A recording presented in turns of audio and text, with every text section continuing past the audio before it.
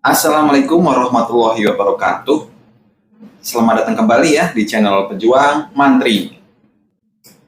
Bagaimana kabar teman-teman hari ini? Semoga teman-teman selalu diberi kesehatan ya, baik jasmani maupun rohani. Dan seperti biasa, kita akan latihan soal ya, mengenai soal-soal P3K perawat. Dan jangan lupa teman-teman untuk subscribe video ini, agar nanti ketika saya upload, teman-teman akan mendapatkan notifikasi nantinya ya. Dan saya ucapkan juga bagi teman-teman yang baru mampir nih ya, semoga kita bersama bisa belajar bareng dan kita ambil manfaatnya, dan semoga kita semua bisa keterima P3K perawat di tahun ini. Amin. Oke, kita langsung aja ke soal yang pertama ya. Seorang anak berusia 6 tahun dengan HIV telah dirujuk ke rumah sakit untuk mendapatkan penanganan nyeri. Anak tersebut bertanya kepada perawat apakah nyerinya akan hilang. Pertanyaannya, apa respon yang paling tepat untuk diberikan oleh perawat? A. Nyerinya akan hilang jika kamu berbaring dan membiarkan obatnya bekerja. B. Cobalah untuk tidak berpikir tentang itu. Semakin kamu memikirkannya, maka akan semakin terasa sakit. C. Aku tahu pasti terasa sakit. Tapi, jika kamu mengatakannya padaku ketika itu terjadi, aku akan mencoba dan membuat nyerinya berkurang. D. Setiap saat terasa nyeri, tekan tombol pengalihan dan aku akan memberikan sesuatu untuk membuat nyerinya hilang. Atau E. Nyerinya akan hilang jika kamu membiarkanku melakukan semua penata laksanaan yang kamu butuhkan. Oke, jawabannya C ya. Jadi banyak komplikasi yang berhubungan ya dengan HIV disertai dengan nyeri yang berat. Manajemen nyeri yang agresif ini sangat penting ya, sehingga anak mempunyai kualitas hidup yang wajar. Perawat harus memberitahukan adanya nyeri pada anak dan membiarkan anak untuk mengetahui segala hal yang akan dilakukan untuk mengurangi nyeri.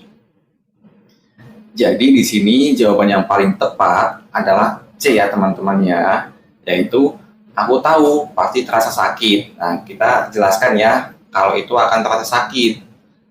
Tapi jika kamu mengatakannya padaku ketika itu terjadi, aku akan mencoba dan membuat nyerinya berkurang. Nah, jadi kita jelaskan ya kepada si anak, dan kita juga harus membiarkan anak untuk mengetahui segala hal yang akan dilakukan untuk mengurangi nyeri. Jadi jawabannya C ya teman-teman ya. Oke, soal yang kedua. Klien mengalami defisit neurologis yang melibatkan sistem limbik. Manakah temuan pengajian yang spesifik pada tipe defisit ini? A. Disorientasi pada orang, tempat, dan waktu. B. Afek datar dengan periode labilitas emosional. C. Tidak dapat mengingat apa yang dimakan saat sarapan pagi hari ini. D. Tidak mampu melakukan penambahan dan pengurangan. Atau E. Tidak mampu mengenali lingkungan sekitar. Oke, jawabannya B, yaitu afek datar dengan periode labilitas emosional. Jadi sistem limbik ini ya bertanggung jawab pada perasaan atau afek dan juga emosi. Jadi jawaban yang paling tepat ya B ya, afek datar dengan periode labilitas emosional. Oke, soal yang ketiga.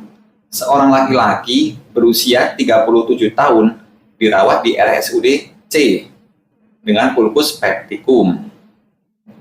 Hasil pengkajian, pasien mengeluh nyeri ulu hati, mual, muntah dengan warna kehitaman. Pasien terpasang selang NGT tampak residu kehitaman pada selang. Saat ini, perawat menginstruksikan pasien untuk puasa. Pertanyaannya, apakah tujuan utama dari tindakan tersebut?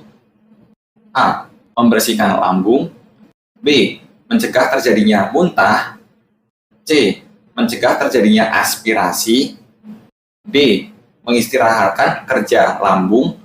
Atau E. Mencegah terjadinya penyumbatan pada usus. Jawabannya D, yaitu mengistirahatkan kerja lambung. Oke, di sini pasien mengeluh nyeri ulu hati, mual, muntah dengan warna kehitaman, dan pasien terpasang selang NGT dengan residu kehitaman pada selang. Jadi kondisi seperti ini ya, kita bisa merujuk pada pendarahan yang terjadi di pencernaan atas ataupun luka di lambung. Hal ini ketika kita puasakan ya, ini akan membuat lambung tidak terisi makanan selama beberapa jam. Pada saat itu, produksi asam lambung akan menurun. Ini untuk mencegah terjadinya pengikisan dinding lambung oleh asam. Dengan begitu, lambung dapat terhindar dari iritasi yang akan memperburuk kondisi pasien. Jawabannya D ya, yaitu mengistirahatkan kerja lambung. Baik, soal selanjutnya, soal keempat. Seorang lansia berusia 73 tahun datang ke poli paru di rumah sakit Y.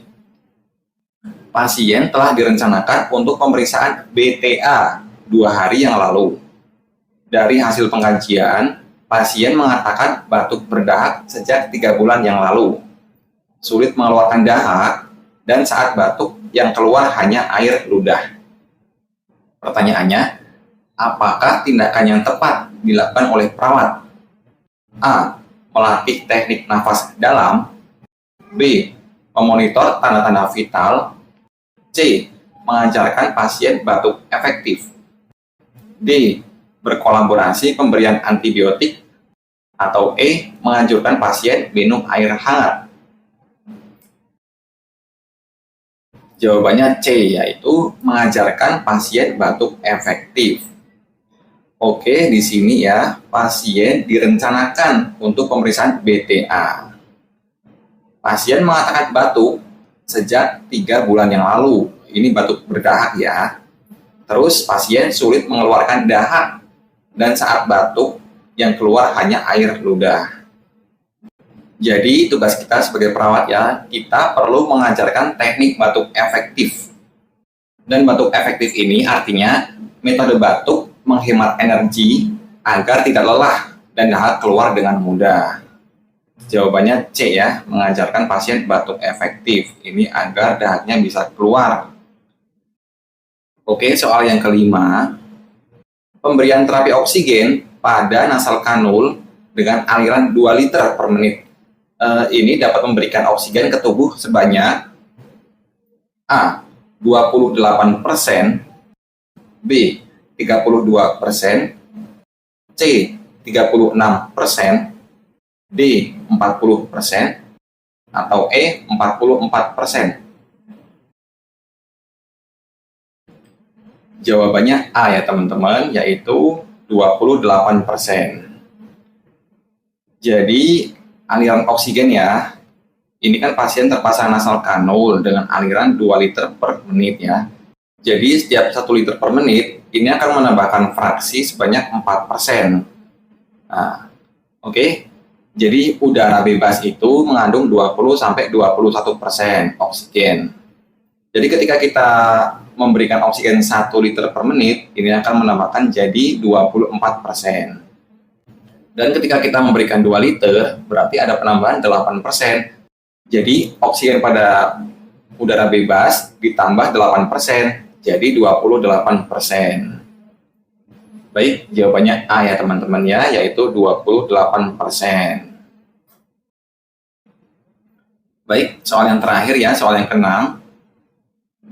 Terapi obat lini pertama yang digunakan pada pasien keracunan opioid.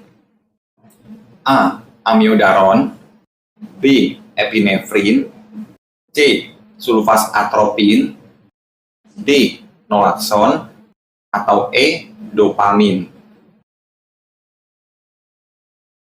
Jawabannya D, yaitu naloxone ya teman-teman ya. Baik, kita analisa jawabannya ya. Jadi amiodaron ini adalah obat aritmia ya teman-teman ya. Ini bisa dipakai pada pasien VTVF tanpa nadi, ataupun VT dengan nadi, ataupun jenis aritmia yang lainnya. Karena amiodaron ini adalah obat aritmia golongan C ya teman-teman ya. Dan ini obat aritmia yang dengan spektrum luas. Untuk opsi epinefrin ini dipakai pada algoritma asistol ataupun PEA. Ataupun terapi ini bisa digunakan pada pasien yang bradikardi, bisa ya. Ataupun juga bisa untuk menaikkan tensi. Ini jenis epinefrin ya. Terus sulfasatropin ini dipakai pada pasien yang bradiaritmia ya, bradikardi. Untuk dopamin ini hampir sama ya dengan sulfasatropin, SA ini sama ya. Ini untuk menaikkan nadi ya pada pasien yang bradiaritmia. Dan pada pertanyaan ini obat yang digunakan pada pasien keracunan opioid yaitu D ya, naloxone ya. Oke, jelas teman-teman. Nanti jika teman-teman belum paham, teman-teman bisa komen ya di bawah ini ya. Nanti kalau saya bisa jawab, saya akan mencoba menjawab. Ataupun teman-teman bisa membantunya. Kita sharing aja di sini ya teman-teman ya. Baik, mungkin cukup sekian video kita kali ini. Nanti di video kedepannya kita akan membahas lagi soal latihan P3K perawat. Salam dari pejuang mantri.